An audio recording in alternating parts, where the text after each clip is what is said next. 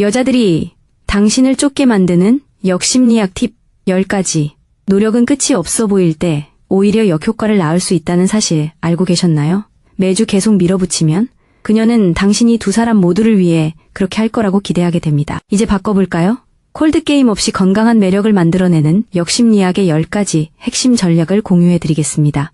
10번째 팁은 매일 반복할 수 있는 강요된 희소성 없이 가치를 드러내는 방법입니다. 처음이시라면 환영합니다. 남성들이 데이트를 마스터하는 데 도움이 되는 일상적인 전략을 공유합니다.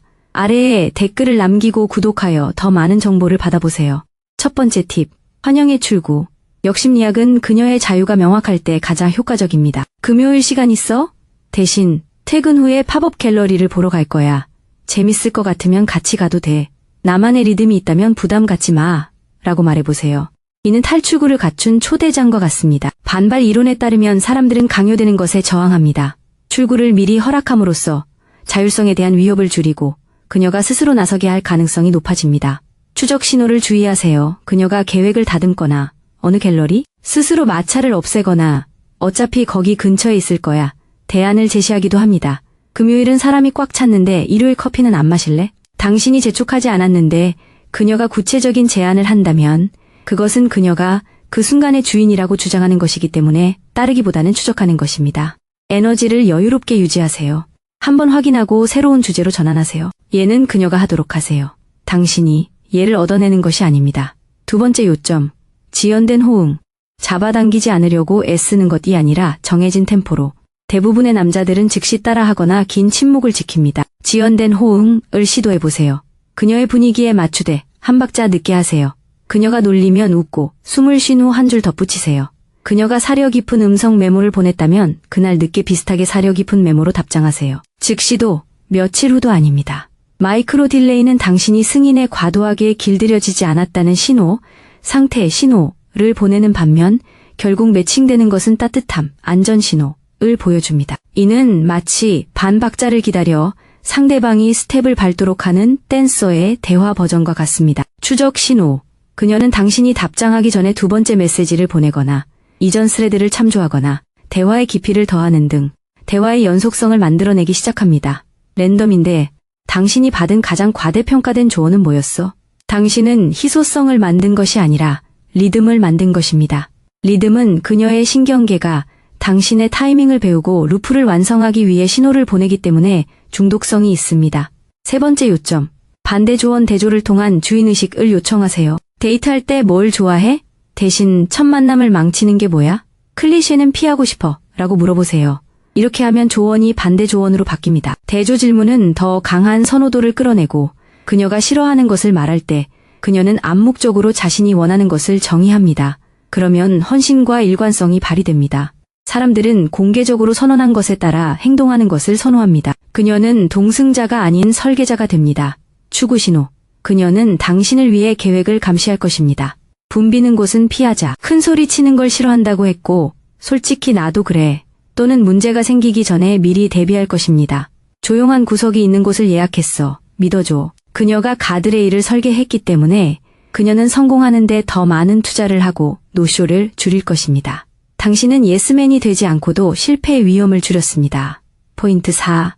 실수의 빵가루. 완벽함은 사람들을 구경꾼 모드로 몰아넣지만 작고 솔직한 결점은 참여를 유도합니다. 실수 효과는 유능한 사람이 사소한 결점을 드러내면 더 호감을 얻는다는 것을 보여줍니다. 그녀가 알아들을 수 있는 빵가루를 적용해보세요. 예를 들어 당신은 대화에는 능숙하지만 시끄러운 곳에서 이름을 기억하는 데 어려움을 겪습니다. 시끄러운 방에서 얼굴은 잘 알아보지만 이름은 못 알아들을 정도야. 내가 멍하면 장난스럽게 놀려 라고 말하세요. 이건 자기 비하가 아니라 참여 허가서입니다. 추구 신호. 그녀는 빵가루를 테스트합니다. 당신이 잊어버렸을 때 놀립니다. 그런 다음 공동 해결책을 시작합니다. 코드가 필요해. 내가 유리잔을 만지면 네가 이미 그 이름을 말했음을 의미해. 그녀는 더 이상 멀리서 당신을 평가하지 않습니다. 그녀가 조종합니다. 공동 창조가 바로 목표입니다. 그녀는 우리가 제대로 기능하도록 노력합니다. 결점은 온화하고 현실적으로 유지하세요. 중요한 일, 친절, 신뢰성, 동의에서 절대 무능함을 보이지 마세요. 5. 미완성된 이야기에 씨앗 잘 가르니 기법이 제대로 적용됨. 사람들은 완성되지 않은 것을 완성된 것보다 더 더 잘 기억합니다. 자이가르닉 효과. 대부분의 사람들은 클리프행어로 이를 무기화하려고 합니다. 그것은 조종당하는 것처럼 느껴질 수 있습니다. 대신 본래 열려있는 이야기 씨앗을 심으세요. 주방에서 큰 사고가 나서 이상한 기술을 하나 배웠어. 나중에 말하라고 알려줘. 아직은 말하지 마세요. 그녀가 빠진 장을 요청하게 하세요. 그녀가 요청하면 그것은 추적 시도입니다. 그녀는 당신에게 그녀의 인지 루프를 완성해달라고 요청하는 것입니다. 그 사실을 밝히는 것은 만족스럽고 겸손하고 감각적인 방식으로 하세요. 냄비가 너무 심하게 타서 금속 복원을 독학으로 배웠어. 거울처럼 반짝반짝하게 되살리는 것보다 더 평화로운 건 없지. 충격적인 이야기는 피하세요. 과시적인 이야기가 아닌 과정을 보여주는 이야기를 선택하세요. 보너스, 구해낸 냄비나 당신이 사용한 도구의 사진을 보내세요. 그녀는 이제 까치가 둥지를 짓듯이 당신 세 개의 조각들을 모으고 있습니다. 스스로 주도하고 호기심 많고 지속적인 활동입니다. 6번째 요점, 선택 방어, 프레이밍, 레일 위에서 자기 설득. 2가지 좋은 선택지를 제시한 다음 제3자에게 어느 쪽을 옹호할지 그리고 그 이유를 물어보세요.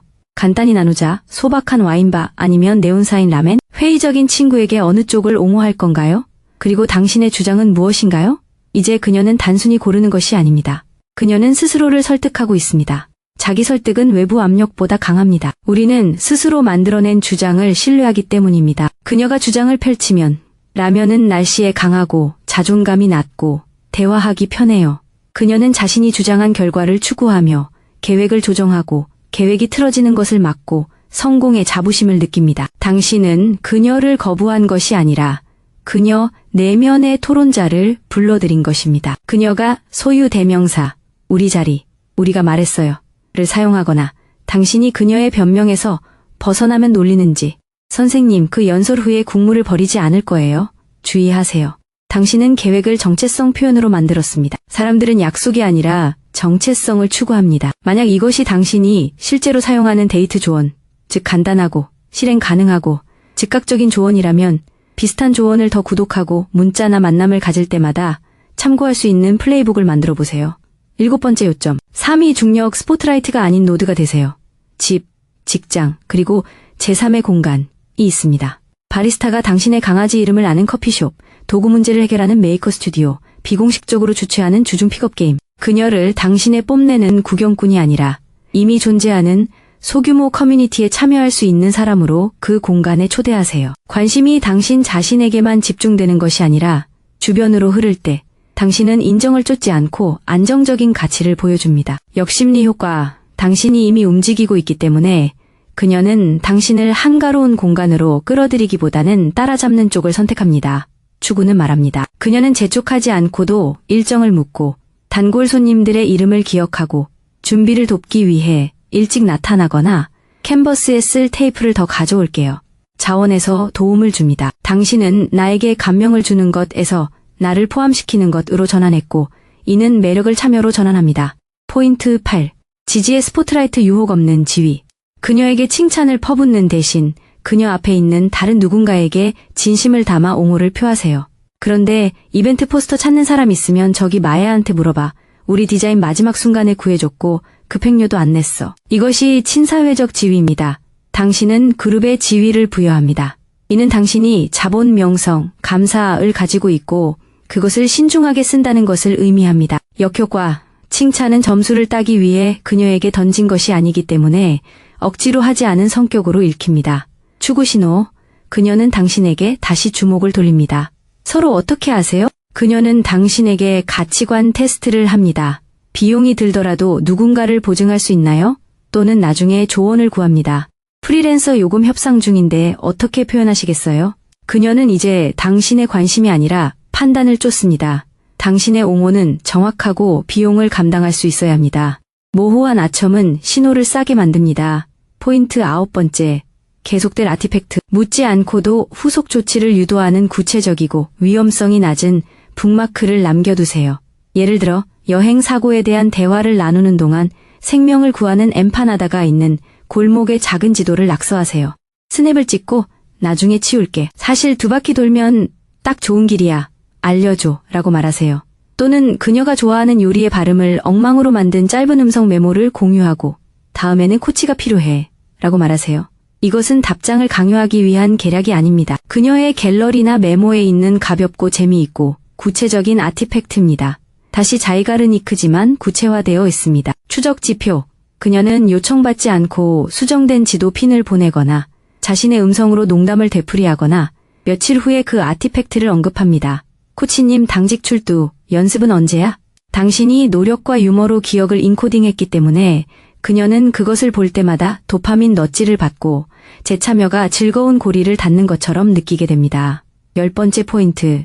정중한 선점 채널을 제한하고 추격을 확대하세요. 직접 만나서 추진력을 얻고 싶다면 문자 메시지는 관계 전체가 아니라 스테이징 영역이라는 기대치를 설정하세요. 초반에 이렇게 말하세요. 저는 짧은 문자 메시지는 느리지만 실제 대화나 음성 메모에는 능숙합니다. 제가 대화 도중에 사라지더라도 제가 관심 있는 일에 푹 빠져 있다고 가정하고 시간을 알려주시면 전화하거나 만나겠습니다. 이것은 무관심이 아니라 채널 디자인입니다. 당신은 두 가지를 신호하고 있습니다. 당신의 시간은 형태가 있고 자존감, 더 풍부한 대역폭 연결 중심을 선호한다는 것입니다.